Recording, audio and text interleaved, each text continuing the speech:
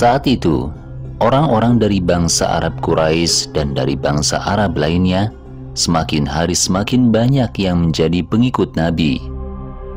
Namun rintangan yang dihadapi Nabi dan pengikutnya, kaum muslimin, semakin hari semakin besar.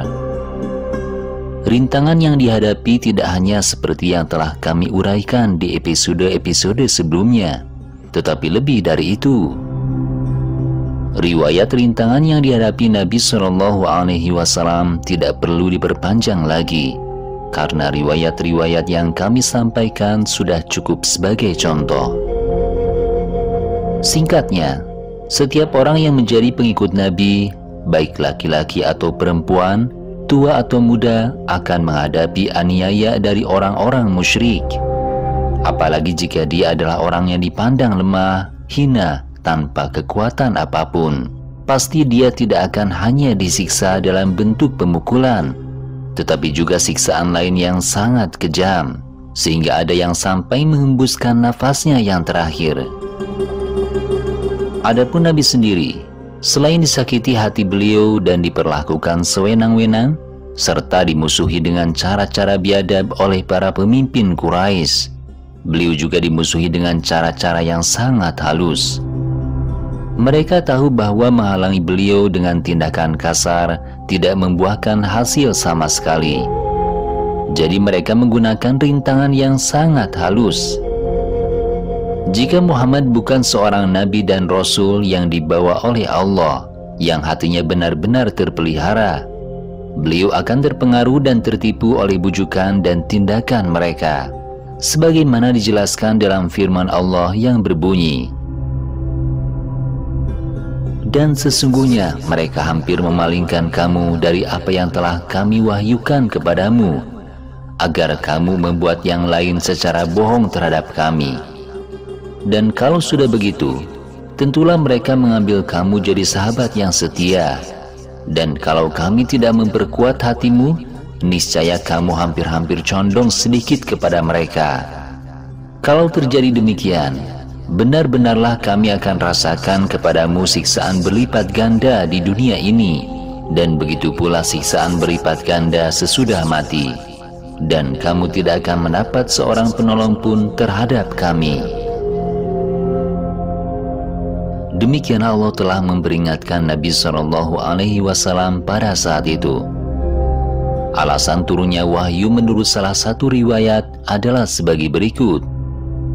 Suatu ketika Nabi SAW berada di sebelah Ka'bah. Abu Jahal bin Hisham, Umayyah bin Khalaf, dan pemimpin kaum musyrik Quraisy lainnya kebetulan juga berada di Ka'bah. Setelah mereka tahu Nabi SAW berada di Ka'bah, maka mereka datang bersama-sama kepada beliau. Salah seorang dari mereka berkata, "Oh Muhammad, kebetulan sekali engkau ada di sini sekarang. Kami telah mencari engkau selama beberapa hari, tetapi selalu tidak dapat bertemu. Kami ingin berbicara sedikit dengan engkau. Cobalah untuk menyentuh Tuhan kami sedikit saja dan menghadap Dia sebentar. Nanti engkau akan mengikuti seruan kami dan memeluk agama kami." Nabi sangat memperhatikan kondisi umatnya agar tidak terpecah belah dan sangat mengharapkan keislaman mereka. Dalam hati beliau terkadang selalu timbul keinginan untuk memenuhi permintaan mereka, dengan maksud agar mereka benar-benar mengikuti seruan beliau dan memeluk Islam. Saat itu beliau hampir melakukan apa yang mereka minta, tetapi Allah segera menurunkan wahyunya seperti yang disebutkan sebelumnya. Ini adalah salah satu bukti yang menunjukkan bahwa Nabi SAW adalah seorang maksum yang dilindungi oleh Allah dari perbuatan yang akan mengakibatkan atau menimbulkan dosa. Meski Nabi menghadapi berbagai cobaan dan rintangan dari kaum musyrikin Quraisy, pendirian beliau tetap teguh dan keimanan beliau kepada Allah sangat kuat. Setelah beliau melihat pengikutnya terus-menerus dianiaya setiap hari, beliau akhirnya tidak tahan melihat dan menyaksikannya.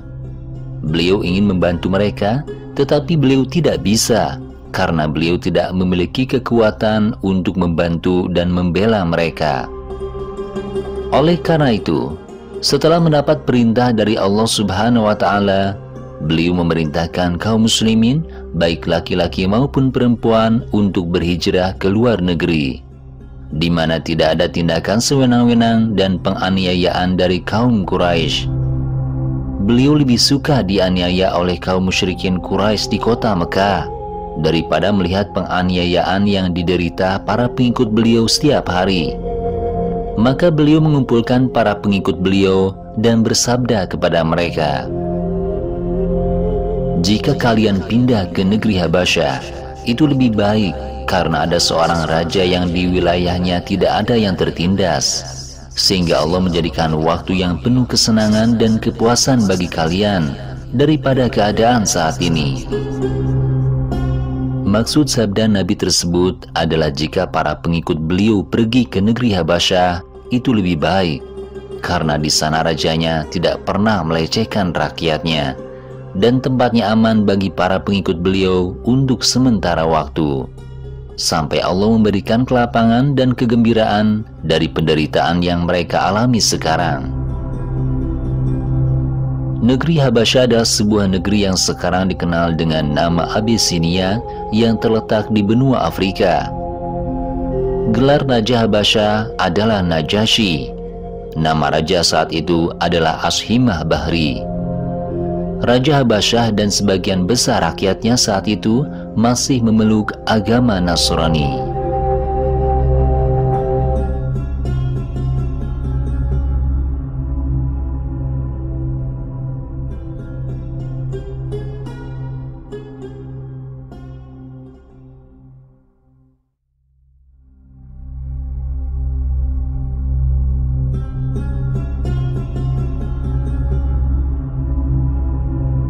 Perintah Nabi Shallallahu Alaihi Wasallam untuk hijrah ke Habasyah ditujukan kepada para pengikut beliau yang bersedia.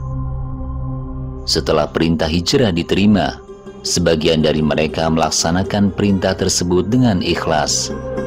Namun sebagian besar umat Islam lebih memilih untuk tetap tinggal di kota Mekah bersama Nabi Shallallahu Alaihi Wasallam, senang atau sedih untuk dirasakan bersama dengan beliau. Kaum muslimin yang berhijrah berangkat dari kota Mekah secara diam-diam dan sembunyi-sembunyi tanpa diketahui oleh kaum musyrikin. Mereka berangkat sendiri-sendiri atau bersama-sama dengan istrinya masing-masing agar perjalanan mereka tidak diketahui oleh orang-orang musyrikin. Jika perjalanan mereka diketahui, mereka akan menghadapi gangguan dan rintangan dari pihak musyrikin. Setelah mereka sampai di pantai Laut Merah, mereka menyewa perahu untuk berlayar ke negeri Habasyah, dan akhirnya mereka sampai di negeri Habasyah dengan selamat. Mereka tinggal di sana dengan aman dan sejahtera. Kaum muslimin yang hijrah ke Habasyah berjumlah 15 orang, terdiri dari 10 laki-laki dan 5 perempuan.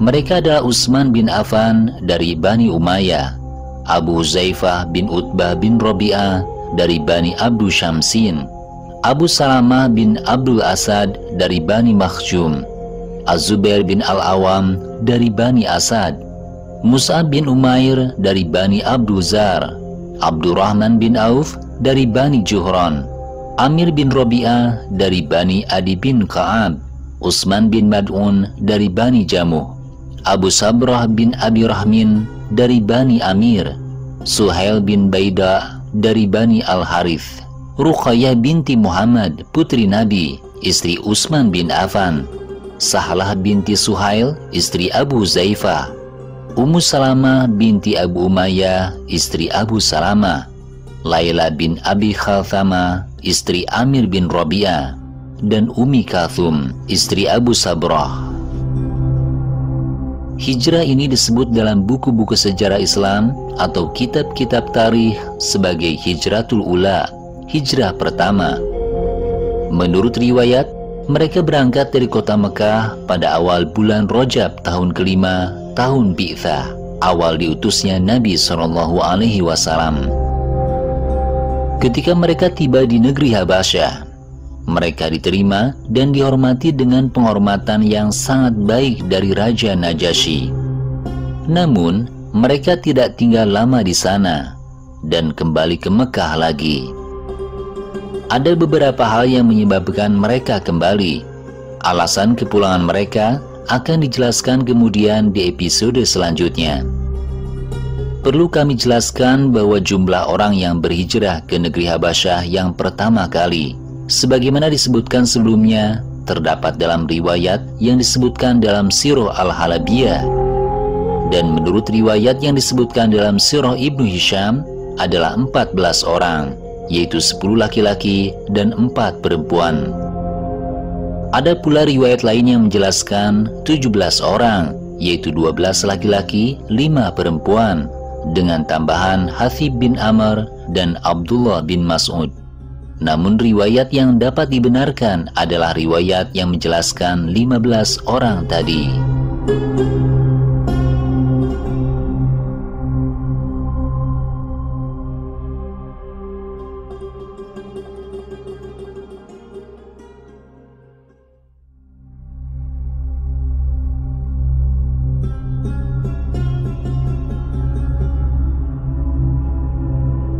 Setelah kaum musyrikin Quraisy mendengar kabar bahwa sebagian pengikut Nabi SAW telah pergi ke negeri lain, mereka segera mengirim seseorang untuk menyelidiki perjalanan kaum muslimin. Tapi apa yang terjadi? Ketika orang-orang yang diperintahkan oleh kaum Quraisy tiba di pantai yang dituju, rombongan kaum muslimin itu telah menaiki perahu dan berlayar. Dia sangat kecewa. Utusan itu kembali ke Mekah dengan tangan hampa. Melihat utusannya pulang dengan tangan hampa, kemarahan kaum musyrikin Quraisy terhadap kaum muslimin yang masih tinggal di Mekah menjadi semakin hebat.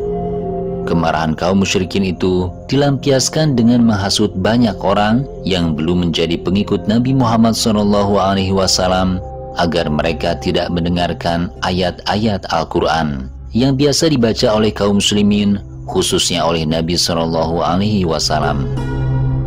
Para pemimpin dan pembesar musyrikin Quraisy berkata, "Janganlah kalian dengarkan ayat-ayat Al-Quran dan cemoohlah bacaan yang biasa dibaca oleh Muhammad dan para pengikutnya.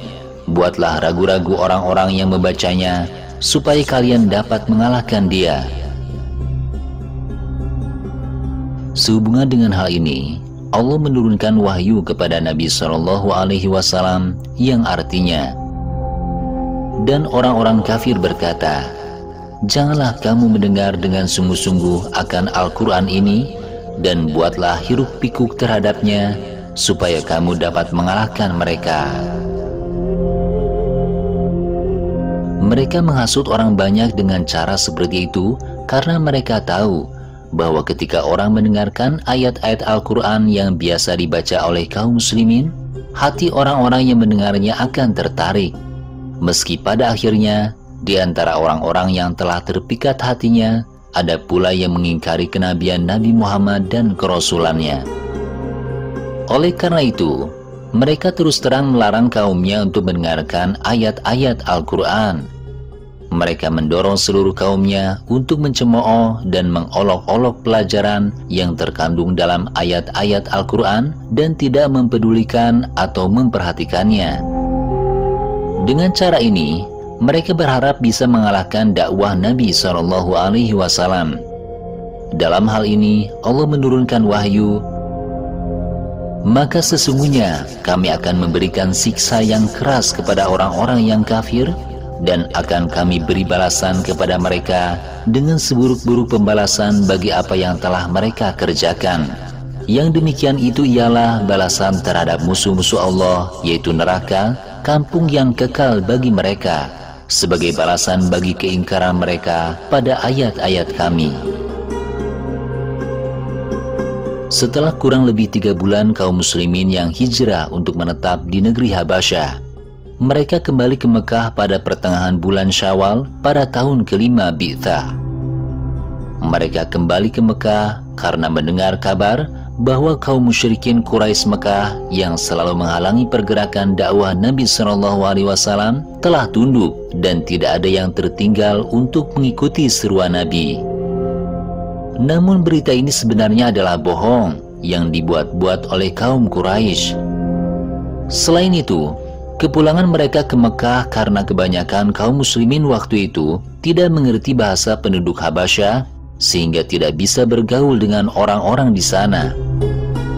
Ketika mereka tiba di dekat kota Mekah, mereka menyadari bahwa kaum musyrikin Quraisy masih menguasai kota Mekah dan kekejaman mereka terhadap kaum muslimin yang masih tinggal di Mekah semakin meningkat.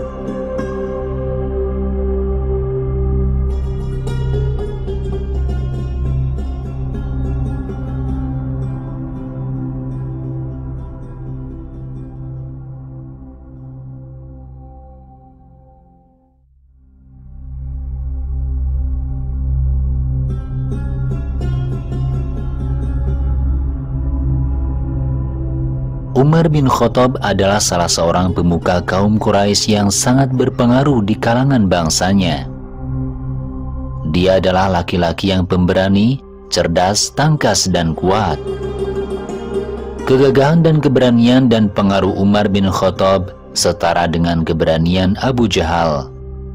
Umar adalah salah seorang pemuka kaum musyrik Quraisy yang sangat memusuhi Nabi SAW seperti Abu Jahal. Oleh karena itu, tidak jarang dia menganiaya dan menyakiti para pengikut Nabi.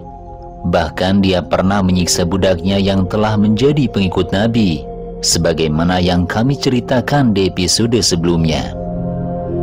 Karena kegagahan dan keberanian Umar radhiyallahu an dan Abu Jahal di antara para pemimpin Quraisy, Nabi SAW sering berdoa kepada Allah Subhanahu wa Ta'ala, "Ya Allah, berikanlah kemenangan Islam karena cinta dua orang laki-laki kepadamu, karena sebab Amr bin Hisham atau karena sebab Umar bin Khattab." Silsilah Umar bin Khattab adalah bin Nuaifil, bin Abdul Uzza, bin Royah, bin Abdullah, bin Qurt, bin Rojah, bin Adi, bin Ka'ab, bin Lu'ay, bin Ghalib, bin Fihr. Jadi silsilahnya bertemu dengan silsilah pribadi Nabi SAW pada Ka'ab, kakek ketujuh Nabi. Setelah memeluk Islam, ia mendapat gelar Al-Faruq, yang berarti pemisah antara yang benar dan yang salah. Dan di kalangan umat Islam, ia juga dikenal sebagai Abu Hafas, yang berarti bapak singa. Kedua gelar tersebut sangat serasi dengan jejak dan perjuangannya sejak memeluk Islam hingga wafatnya. Buku-buku sejarah telah membuktikan keserasian dan kebenaran gelar-gelar Umar radhiyallahu an. Silsilah Amr bin Hisham adalah bin Al-Mughirah, bin Abdullah, bin Umar, bin Makhjum, bin Yaqdan, bin Murrah, bin Ka'ab, bin Lu'ay, bin Ghalib, bin Fihr. Jadi garis keturunannya bertemu dengan garis keturunan Nabi SAW pada Ka'ab juga, kakek ketujuh Nabi. Dia dikenal dengan nama Abu Jahal, berarti bapak kebodohan. Dan dari teman-temannya, ia mendapat gelar Abul Hakam, yang berarti bapak Hakam. Dia terkenal sebagai salah seorang musuh utama Nabi, sampai dia terbunuh saat berperang melawan kaum muslimin. Umat Islam memberinya gelar Aduullah, yang artinya musuh Allah. Allah menjawab doa Nabi dengan tunduknya Umar bin Khattab kepada seruan dakwah beliau dan memeluk Islam serta cinta kepada Allah dan Rasul-Nya. Masuknya Umar radhiyallahu an ke dalam barisan kaum muslimin menjadikan agama Islam yang sebelumnya dalam keadaan yang sangat menyedihkan menjadi terlihat di kalangan masyarakat umum dengan menyinari cahaya yang sangat menyilaukan bagi musuh-musuh kaum muslimin dan sangat mengkhawatirkan bagi mereka yang menghalangi langkah dakwah kaum muslimin.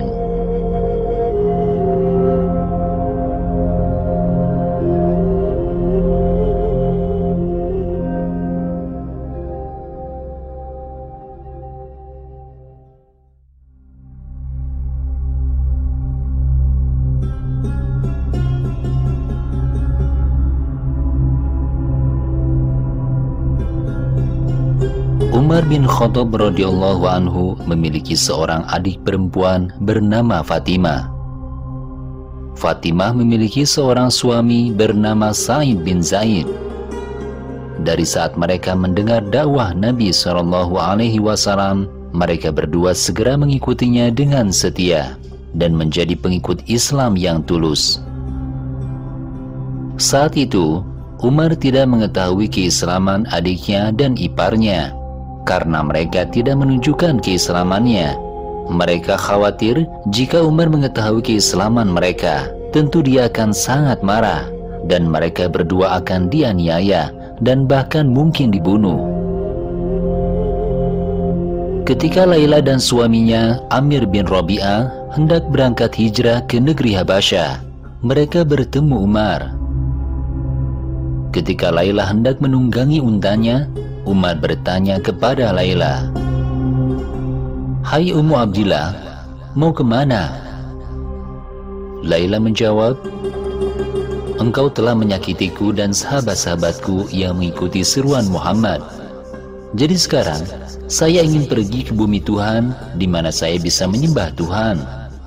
Di sana, saya ingin tinggal agar saya tidak disakiti olehmu dan teman-temanmu." Umar menjawab, "Ya, semoga Tuhan menyertaimu." Kemudian Umar pergi dan membiarkan Laila dan suaminya melanjutkan perjalanan mereka. Laila menceritakan pertemuannya dengan Umar kepada suaminya bahwa dia telah ditanya oleh Umar dan Umar mendoakan keselamatannya. Kemudian suaminya berkata, "Apakah engkau mengharapkan Islam dari Umar bin Khattab? Jangan berharap Umar mengikuti seruan Muhammad, kecuali khimarnya Umar telah mengikuti Muhammad terlebih dahulu." Amir mengatakan hal itu karena ia selalu teringat akan perbuatan Umar bin Khattab yang sangat keji dan biadab terhadap orang-orang yang telah mengikuti seruan Nabi. Apalagi jika mengingat perbuatan Umar ketika menyiksa salah seorang budaknya yang telah memeluk agama Islam sehingga nyawanya hilang. Amir tidak tahu bahwa Nabi SAW telah berdoa kepada Allah tentang keislaman Umar atau Abu Jahal. Nabi SAW sedang mengajar orang-orang yang telah mengikuti beliau di rumah Arqam bin Abil Arqam seperti biasa, ketika para pemimpin musyrikin Quraisy memutuskan untuk membunuh Nabi SAW melalui tangan Umar. Umar kemudian mencari keberadaan Nabi SAW dan jika dia bertemu dengan beliau, maka dia akan membunuhnya. Umar mencari Nabi sendirian sambil memegang pedang yang akan digunakan untuk membunuh Nabi SAW. Dia melakukan ini secara terang-terangan dan menunjukkannya kepada banyak orang. Jika Nabi SAW bertemu dengannya di tengah jalan, tentu dia akan membunuh beliau. Ketika Umar sedang dalam perjalanan di kota Mekah, dia bertemu dengan seorang teman dekatnya bernama Sa'ad bin Abi Waqqas. Dia bertanya kepada Umar, "Mau kemana engkau, wahai Ibnu Al-Khattab? Mengapa engkau membawa pedang terhunus seperti itu?" Umar menjawab, "Saya akan pergi mencari Muhammad, orang celaka itu, karena dia telah berani mendirikan agama baru. Dia telah memutuskan persaudaraan kita, memecah belah persaudaraan bangsa kita, membodoh-bodohkan orang-orang pandai kita, mencaci agama nenek moyang kita, menghina Tuhan kita, dan merendahkan kemuliaan kita. Jika saya bertemu dengannya, saya akan segera membunuhnya." Sa'ad menjawab, "Oh Umar, engkau lebih kecil dan lebih hina. Apakah engkau ingin membunuh Muhammad? Apakah engkau pikir jika engkau benar-benar membunuh Muhammad, keturunan Abdul Muthalib akan membiarkanmu hidup lebih lama di bumi ini? Tentu mereka tidak membiarkanmu hidup lebih lama, kan?" Umar menjawab, "Sepertinya engkau sekarang menantangku. Hari ini saya menyadari bahwa engkau telah berpindah agama. Apakah engkau mengikuti agama Muhammad? Jika benar, saya akan membunuhmu dulu sekarang. Engkau sudah berbeda agama denganku, kan?" Mendengar ucapan Umar, Sa'ad langsung membaca syahadat, yang artinya, "Aku bersaksi bahwa tidak ada Tuhan selain Allah, dan bahwa Muhammad adalah utusan Allah." Setelah Umar mendengar syahadat Sa'ad, dia langsung mengarahkan pedangnya ke arah Sa'ad. Sa'ad pun segera menghunus pedangnya dan mengarahkannya pada Umar. Keduanya sama-sama berani sehingga keduanya akan saling mengadu kekuatan pedang yang sama tajamnya. Umar kemudian terdiam beberapa saat. Saat itu, Sa'ad berkata kepadanya, "Wahai Umar, mengapa engkau tidak melakukan itu pada saudara perempuanmu dan iparmu?" Seketika wajah Umar menjadi merah padam dan telinganya berkedut karena marah. Lalu dia berkata, "Kenapa begitu? Apakah adikku dan ipar saya pindah agama menjadi pengikut Muhammad?" Sa'ad menjawab, "Kenapa tidak? Mereka semua sudah lama menjadi pengikut agama Muhammad yang taat." Umar berkata, "Kalau begitu, lebih baik saya pergi ke rumah mereka sekarang, dan ketika saya bertemu dengan mereka, saya akan membunuh mereka berdua.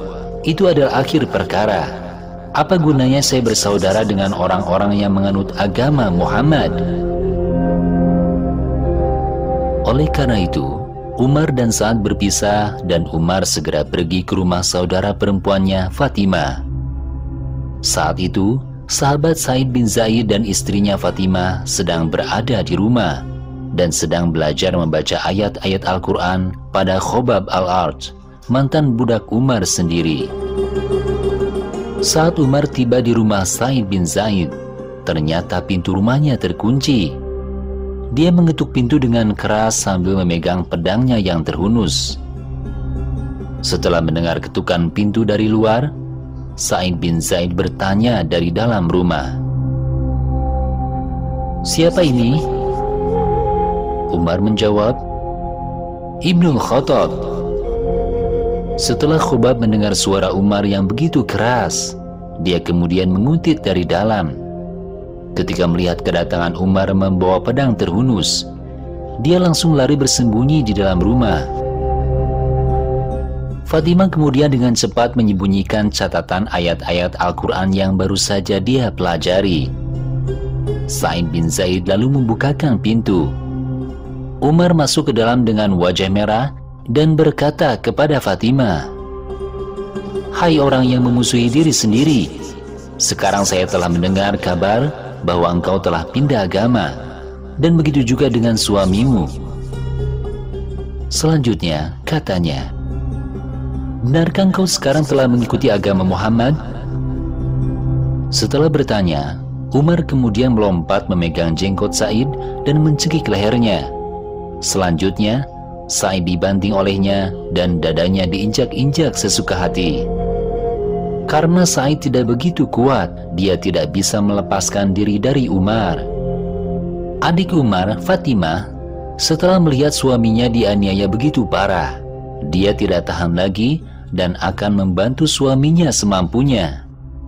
Namun ketika baru saja mendekat, kepalanya dipukul dengan keras dan mulutnya disikut sehingga Fatimah mengeluarkan banyak darah. Setelah mengetahui wajahnya berdarah, Fatimah memberanikan diri. Fatimah berkata, "Apakah engkau akan memukulku atau engkau akan membunuhku, wahai musuh Allah?" Umar terdiam sambil duduk di dada iparnya.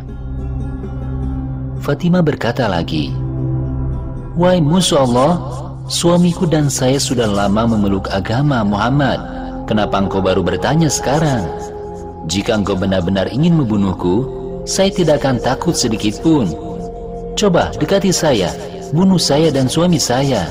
Saya akan tetap mengikuti agama Muhammad." Setelah Umar mendengar suara adiknya dan melihat wajahnya berlumuran darah yang mengalir dari atas kepalanya, ia kemudian bangkit dan melepaskan saudara iparnya dan duduk di kursi. Umar termenung dan terlihat sangat menyesal atas apa yang baru saja dilakukannya, dan terlihat sangat malu pada saudara iparnya. Matanya melihat ke atas dan ke bawah, ke kanan dan ke kiri. Tidak lama kemudian, dia melihat tulisan di secari kertas tergantung di atas pintu. Dia diam-diam tertarik pada tulisan itu dan memperhatikannya.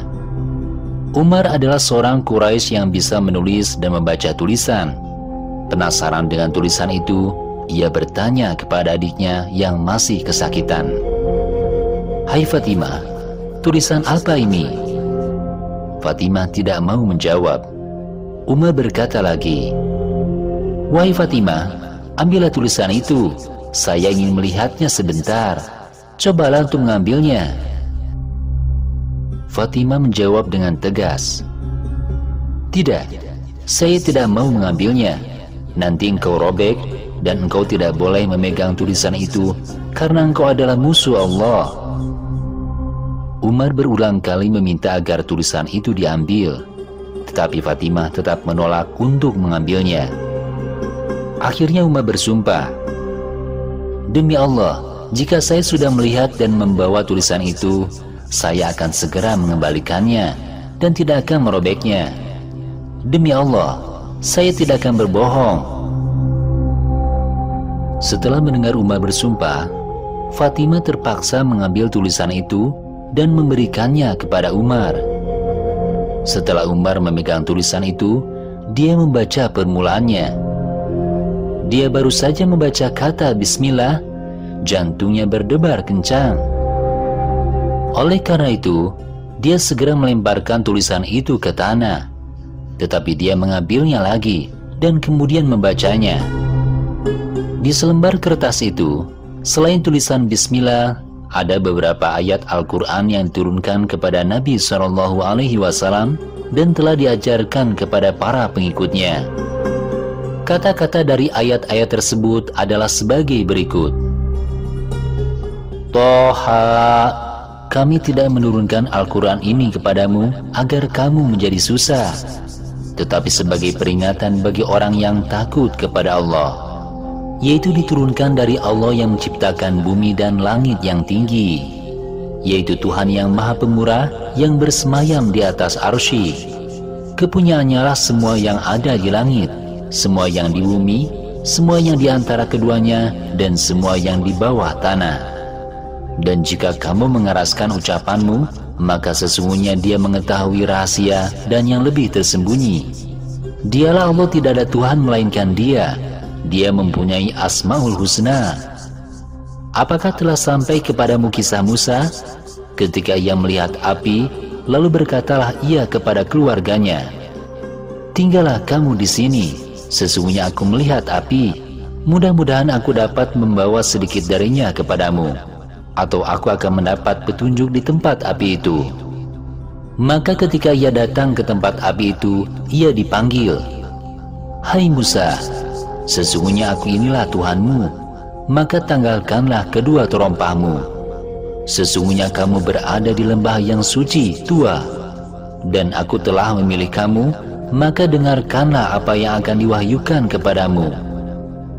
Sesungguhnya aku ini adalah Allah, tiada Tuhan selain aku, maka sembahlah aku dan dirikanlah sholat untuk mengingat aku. Sesungguhnya hari kiamat itu akan datang. Aku merahasiakannya agar tiap-tiap diri dibalas dengan apa yang ia usahakan. Maka sekali-kali janganlah kamu palingkan darinya oleh orang yang tidak beriman kepadanya, dan oleh orang yang mengikuti hawa nafsunya yang menyebabkan kamu jadi binasa. Sebab turunnya ayat-ayat tersebut menurut suatu riwayat adalah sebagai berikut. Sejak Nabi menerima wahyu dari Allah, Nabi terus melakukan sholat setiap malam. Beliau sholat dengan tubuh diikat terlebih dahulu di tiang dekat tempat sholat beliau, dengan maksud agar beliau tidak mengantuk pada waktu sholat. Diriwayatkan pula bahwa sejak diangkat menjadi Rasulullah, beliau selalu sholat setiap malam dan tidak mau tidur, sehingga kakinya bengkak karena terlalu lama berdiri. Ketika beliau sholat, tidak kedua kakinya diletakkan di tanah, tetapi hanya satu kakinya saja. Jadi beliau berdiri sholat hanya dengan satu kaki dan kaki lainnya tergantung. Jika kaki yang diinjakkan terasa lelah, kaki yang digantung diletakkan dan kaki yang menopang tubuh beliau ganti digantung. Dan begitu seterusnya setiap malam. Oleh karena itu, Allah menurunkan wahyu kepada beliau di awal surah Toha. Maksud ayat tersebut, Allah menurunkan Al-Quran bukan untuk menjadikan Nabi celaka dan sengsara, melainkan sebagai peringatan dan pelajaran bagi orang-orang yang bertakwa. Al-Quran diturunkan dan dialah yang menciptakan bumi dan langit yang tinggi. Setelah Umar selesai membaca ayat-ayat tersebut dan memperhatikannya, tiba-tiba dia berteriak sekeras-kerasnya, "Asyhadu an la ilaha illallah wa anna Muhammadan abduhu wa rusuluh." Kemudian Umar berkata kepada saudaranya, "Sekarang saya ingin engkau tunjukkan di mana Muhammad berada. Katakan padaku, di mana Muhammad sekarang?" "Tidak bisa tidak, saya ingin bertemu Muhammad sekarang." "Ayo cepat, sekarang saya ingin ditunjukkan di mana Muhammad berada." Menurut riwayat lain, setelah Umar membaca dan memperhatikan ayat-ayat tersebut, Umar berkata pada dirinya sendiri, "Sungguh kata-kata yang bagus dan betapa mulianya." Kata-kata yang dia ucapkan sebelum dia berkata kalimat syahadat. Khobab bin Ard saat itu masih bersembunyi di belakang rumah. Setelah mendengar ucapan Umar yang begitu baik terhadap ayat-ayat suci yang baru saja dia baca, dia langsung keluar sambil berlari untuk menampakkan diri kepada Umar dan berkata, "Nabi hari ini berada di desa Sofa, di rumah Arqam bin Abil Arqam, mengejar kaum muslimin." Umar berkata, "Wahai Khobab, tunjukkan padaku tempat Muhammad, saya akan datang kepadanya dan akan masuk Islam." Khobab menjawab, "Nabi sedang berada di desa Sofa bersama beberapa sahabatnya, maka datanglah kepadanya." Setelah Umar mendengar kabar dari Khobab, dia bergegas keluar dari rumah Sa'id sambil membawa pedangnya ke rumah Arqam.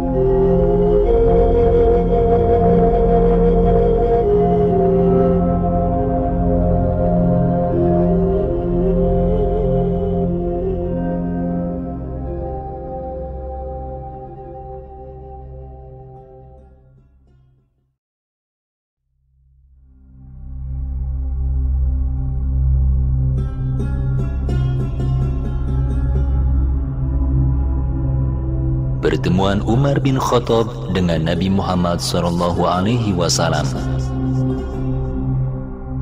Pintu rumah sahabat Arqam terkunci karena sedang digunakan oleh Nabi SAW untuk mengajar. Saat itu, cara beliau mengajar para pengikutnya masih sembunyi-sembunyi agar tidak diketahui oleh orang-orang musyrik. Ketika Umar sampai di rumah sahabat Arqam dengan membawa pedang yang masih terhunus, ia langsung mengetuk dengan keras dan terus-menerus karena sudah tidak sabar. Penjaga pintu bertanya dari dalam, "Siapa ini?" Umar menjawab dengan suara lantang, "Ibnu Khattab." Penjaga pintu mengintai dari dalam untuk membuktikan apakah Umar bin Khattab yang mengetuk pintu. Memang benar, Umarlah yang datang, tapi dengan pedang terhunus. Penjaga pintu tidak mau segera membuka pintu karena mengira kedatangan Umar akan mengamuk dan membunuh Nabi Muhammad. Penjaga pintu kemudian melaporkan kedatangan Umar kepada Nabi. Umar tidak sabar menunggu lebih lama lagi dan dia mengetuk pintu rumah Arqam dengan keras lagi. Tak satu pun dari para sahabat yang berada di dalam rumah itu berani membuka pintu, karena menganggap Umar masih menjadi lawan terbesar, apalagi kedatangannya membawa pedang terhunus. Para sahabat khawatir tentang keselamatan Nabi. Setelah Nabi mengetahui kedatangan Umar bin Khattab, beliau bersabda, "Bukalah pintunya, agar Umar bisa masuk. Semoga Allah menjadikannya orang yang baik dan memberinya petunjuk." Hamzah radhiyallahu anhu paman Nabi yang gagah berani berkata, buka pintunya, biarkan Umar masuk. Mungkin Allah akan memberikan kebaikan kepadanya dengan mengikuti seruan Muhammad, memeluk Islam, dan tunduk di bawah panji tauhid. Dan jika dia datang dengan niat buruk, akulah yang akan menghadapinya dan aku akan membunuh jiwanya. Tapi penjaga pintu tetap tidak mau membukakan pintu karena khawatir. Karena itu, Hamzah dan Zubair mendekati pintu. Baru kemudian penjaga pintu berani membuka pintu. Dan ketika Umar masuk, Hamzah langsung meraih tangan kanannya dan tangan kirinya dipegang oleh Zubair. Ketika Umar sudah dekat dengan kursi Nabi, tubuhnya langsung gemetar karena takut melihat wajah Nabi. Lalu beliau berkata kepada kedua sahabatnya, "Lepaskan Umar." Maka kedua sahabat itu segera melepaskan Umar dan mendudukkannya di depan Nabi. Kemudian beliau menarik pakaian Umar dan bertanya, "Apa tujuanmu datang ke sini, wahai Ibnu Khattab?" Lalu beliau bersabda lagi, "Demi Allah, saya mengira bahwa engkau akan menghentikan apa yang engkau lakukan sampai Allah menurunkan siksaan yang mengguncang dadamu." Umar bin Khattab menjawab dengan tegas, "Saya datang ke sini karena sesungguhnya saya ingin beriman kepada Allah dan Rasul-Nya dan kepada apa yang datang dari Allah." Nabi kemudian menepuk dada Umar dengan tangan kanannya 3 kali dan bersabda, "Islamlah engkau, wahai Umar bin Khattab. Ya Allah, tunjukilah hatinya. Ya Allah, tunjukilah Umar bin Khattab. Ya Allah, hilangkan apapun yang ada di dada Umar dari kebencian dan gantikan dengan iman." Selanjutnya Nabi bersabda, "Bukankah sudah waktunya bagimu Umar bahwa engkau bersaksi bahwa tidak ada Tuhan selain Allah dan bahwa Muhammad adalah utusan Allah?" Saat itu juga Umar membacakan syahadat di depan Nabi.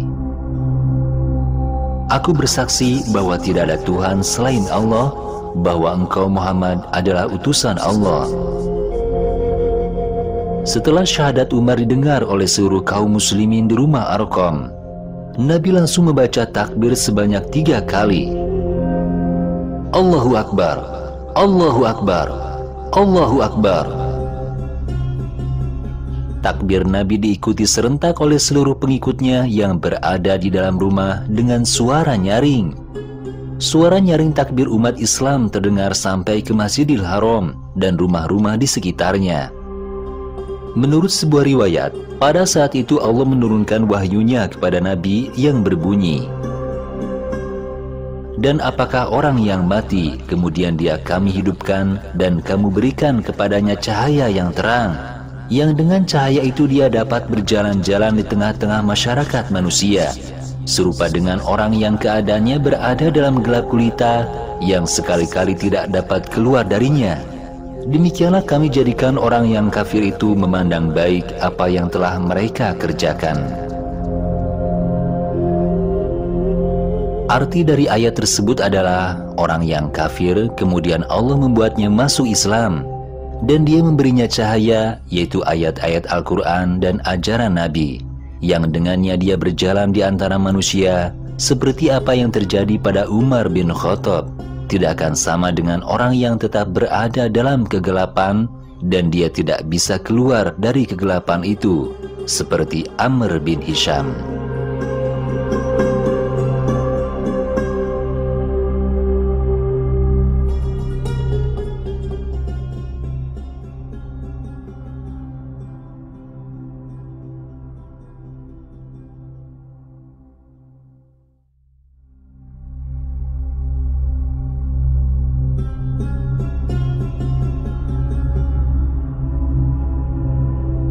Dengan keislaman Umar bin Khattab radhiyallahu anhu, tak heran kegembiraan kaum muslimin karena peristiwa ini dipandang sebagai berkah yang besar. Kemudian pada saat itu, Umar mengajukan usul kepada Nabi. Dia berkata, "Ya Rasulullah, bukankah kita berada di atas kebenaran, bahkan jika kita dibunuh atau dihidupkan? Nabi menjawab, "Ya, betul.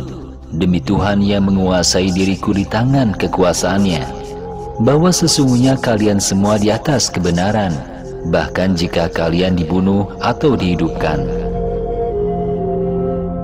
Dan Umar berkata, "Mengapa kita menyembunyikan agama kita ya Rasulullah? Padahal kita berada di atas kebenaran dan mereka di atas kesesatan." Nabi menjawab, "Bahwa kita masih sedikit dan sesungguhnya engkau telah melihat sendiri apa yang telah kita peroleh, wahai Umar." Umar berkata lagi, "Tidak patut wahai Rasulullah, jika ingin menyembunyikan agama ini, tunjukkanlah agama ini. Maka demi Allah, tidak patut beribadah kepada Allah secara sembunyi-sembunyi setelah hari ini. Demi Tuhan yang mengutus engkau dengan kebenaran, tidak terlewatkan satu pertemuan di tempat saya duduk dengan ada kekufuran, tetapi saya harus menampakkan di dalamnya Islam tanpa rasa gentar dan tanpa rasa takut." Demikianlah Umar mengajukan usulannya kepada Nabi SAW. Nabi melihat kesungguhan Umar dalam membela agama Allah. Umar juga ingin mendatangi semua pemimpin kaum musyrikin Quraisy seperti Abu Jahal, Abu Lahab, dan lain-lain, dengan sengaja menunjukkan keislamannya kepada mereka.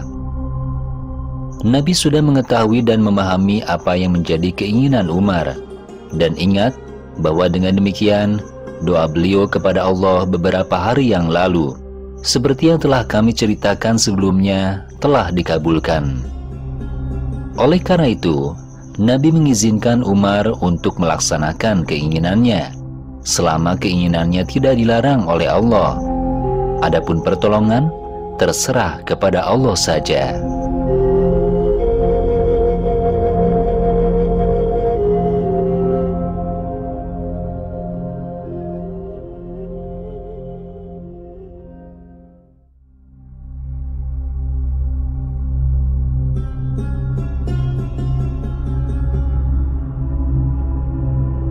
Suatu pagi, Umar bin Khattab radhiyallahu anhu datang ke rumah Arqam menunggu kedatangan kaum muslimin. Karena setiap pagi kaum muslimin datang ke rumah Arqam untuk menerima ajaran Nabi. Pada hari itu, setelah kaum muslimin datang ke rumah, Umar mengumpulkan mereka dan mereka berbaris. Setelah Nabi hadir di tempat itu dan kaum muslimin sudah berbaris, Umar radhiyallahu anhu memerintahkan Nabi berjalan di depan barisan dan di belakangnya berjalan Umar bersama Hamzah. Kedua sahabat ini memimpin barisan kaum muslimin. Kedua sahabat itu berjalan dengan anak panah tersampir sambil membawa pedang terhunus. Dalam pawai itu, keduanya membacakan La ilaha illallah Muhammadur Rasulullah. Orang-orang muslim di belakangnya juga membaca bersama. Umar berkata dengan suara keras, "Siapapun yang berani mengganggu salah seorang dari mereka di belakang saya, tentu saja pedang saya ini akan memotong tenggorokannya, setidaknya berkenalan dengannya." Demikianlah selama perjalanan, Umar selalu berkata demikian. Pawai ini dimulai dari rumah Arqam, melewati rumah Umar, dan kemudian melewati rumah Nabi, dan dilanjutkan jalan-jalan keliling kampung-kampung yang berdekatan dengan Masjidil Haram, lalu masuk ke dalam masjid dan melakukan tawaf mengelilingi Ka'bah bersama-sama. Hingga waktu siang tiba, kemudian sholat berjamaah di samping Ka'bah, dengan membaca ayat-ayat Al-Quran dengan suara nyaring, agar didengar oleh orang-orang musyrik. Usai sholat, pawai akhirnya dibubarkan tanpa ada gangguan dari kaum musyrikin Quraisy.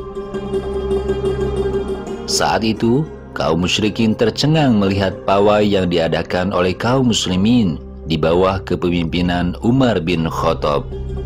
Mereka kecewa dan menyesali pada Umar. Meski begitu, tidak ada dari mereka yang berani ikut campur, apalagi mengganggu. Mereka tidak berani mendekat. Demikianlah riwayat singkat Umar bin Khattab memeluk Islam dan juga sebab-sebabnya. Dengan ini, jelas bahwa Umar adalah orang yang sulit ditandingi. Oleh karena itu, Nabi SAW bersabda bahwa Allah telah menjadikan kebenaran pada lidah dan hatinya Umar. Bahwa saya benar-benar melihat bahwa setan manusia dan setan jin melarikan diri dari Umar. Sesungguhnya di antara Bani Israel sebelum kalian, ada beberapa laki-laki yang diberi sabda oleh Allah, meskipun mereka bukan nabi. Maka jika di antara umatku ada yang seperti orang-orang ini, maka dialah Umar. Ketiga hadis tersebut merupakan beberapa hadis yang menunjukkan kelebihan Umar bin Khattab radhiyallahu anhu setelah mengikuti dan menyiarkan Islam secara tegas dan terbuka. Jelas dalam buku-buku sejarah Islam bahwa dengan Umar radhiyallahu anhu memeluk Islam, seketika garis perjuangan antara kaum muslimin dan kaum musyrikin berubah sedemikian rupa. Lebih-lebih pada sebelumnya, Hamzah radhiyallahu anhu telah pertama masuk Islam. Umat Islam yang selama ini melaksanakan ibadah secara sembunyi-sembunyi karena takut dianiaya oleh kaum musyrik Quraisy. Setelah Umar Islam, tidak lagi seperti itu. Atas saran dan kepemimpinan Umar, umat Islam serentak melaksanakan ibadah secara terbuka, tidak lagi di celah-celah perbukitan atau di lereng-lereng gunung di luar kota Mekah, melainkan di dalam kota, di masjid, dan di sisi Ka'bah.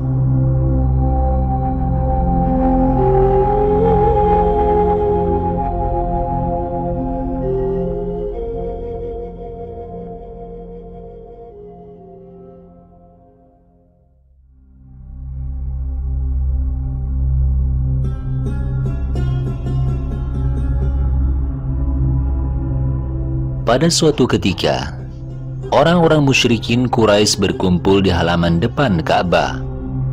Di antaranya adalah Abu Jahal bin Hisham, Utbah bin Rabi'ah, Saibah bin Rabi'ah, Nadhr bin Harith, Abu Sufyan bin Harb, Abul Bakhtari bin Hisham, Aswad bin Abdul Muttalib, Jam'ah bin Al-Aswad, Walid bin Mughirah, Abdullah bin Abi Umayyah, Al-As bin Wa'il, Umayyah bin Khalaf, Nabi bin Al-Hajjaj, Munabi bin Al-Hajjaj, dan beberapa orang lainnya dari mereka. Salah seorang dari mereka mengajukan usul kepada yang lain. Sebaiknya kita meminta seseorang untuk memanggil Muhammad agar dia datang ke sini. Kita akan berbicara dengan Muhammad dan kita akan berargumen agar dia tidak bisa mengatasi kita lagi. Mereka menerima usulan tersebut dengan suara bulat. Mereka memerintahkan seseorang untuk datang ke rumah Nabi dan memanggil beliau. Utusan orang-orang musyrik Quraisy berkata kepada Nabi, "Muhammad, para pemimpin Quraisy telah berkumpul di samping Ka'bah. Mereka mengharapkan engkau untuk datang sekarang karena mereka ingin berbicara denganmu." Nabi segera berangkat. Beliau berpikir mereka telah sadar dan bersedia menerima seruan beliau. Beliau sudah lama ingin mereka merapat petunjuk dan mengikuti seruan beliau. Nabi datang ke tempat mereka berkumpul dan duduk di depan mereka. Kaum musyrikin Quraisy berkata kepada Nabi, "Wahai Muhammad, kami telah memerintahkan orang-orang untuk datang kepadamu agar engkau segera datang ke sini. Kami ingin berbicara dengan engkau. Demi Allah, kami tidak pernah mengetahui seorang Arab yang memasukkan ke dalam bangsanya apa yang telah engkau masukkan ke dalam bangsa engkau sendiri. Sesungguhnya engkau telah mencaci maki orang tua kami, mencela agama, mengutuk Tuhan-Tuhan kami, membodoh-bodohkan orang-orang pandai, memecah belah persatuan, dan lainnya. Tidak ada sesuatu pun yang buruk dan keji kecuali yang telah engkau bawa di antara kami dan engkau. Bukankah begitu wahai Muhammad?" Lebih lanjut, mereka berkata, "Muhammad, Jika engkau datang dengan agama baru ini karena ingin mencari kekayaan, kami akan rela mengumpulkan harta dan kekayaan untukmu. Engkau akan menjadi orang kaya di antara kami. Kalau engkau datang karena engkau ingin menjadi orang yang paling mulia di antara kami akan mengangkat engkau menjadi orang yang paling mulia di antara kami. Jika engkau ingin menjadi raja, kami akan menjadikan engkau raja kami. Engkau akan memegang kendali kekuasaan atas kami. Jika engkau datang karena engkau sakit atau karena engkau telah melihat jin dan dia mengalahkan engkau, kami akan berusaha mencari penyembuh yang dapat menyembuhkanmu dengan harta kami. Meskipun harta kami habis, asalkan engkau bisa sembuh. Nabi menjawab dengan tegas, "Saya bukan seperti yang engkau katakan. Saya datang dengan apa yang telah saya bawa kepada kalian, bukan karena saya menginginkan harta atau kekayaan kalian, bukan karena saya ingin kemuliaan di antara kalian, dan bukan karena saya ingin menjadi raja untuk memerintah kalian. Allah telah mengutus saya kepada kalian semua sebagai Rasul-Nya.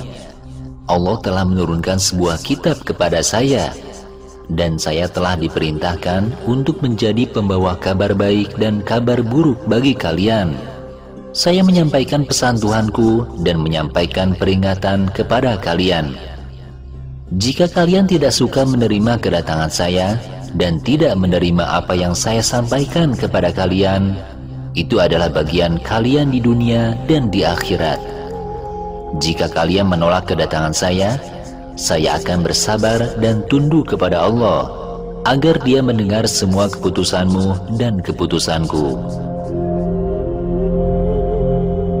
Mereka terdiam mendengar jawaban Nabi karena mereka tidak bisa mengatasi beliau. Usulan yang disampaikan kaum Quraisy kepada Nabi ini sama dengan apa yang disampaikan oleh Utbah bin Rabi'ah, seperti yang telah kami sampaikan di episode sebelumnya.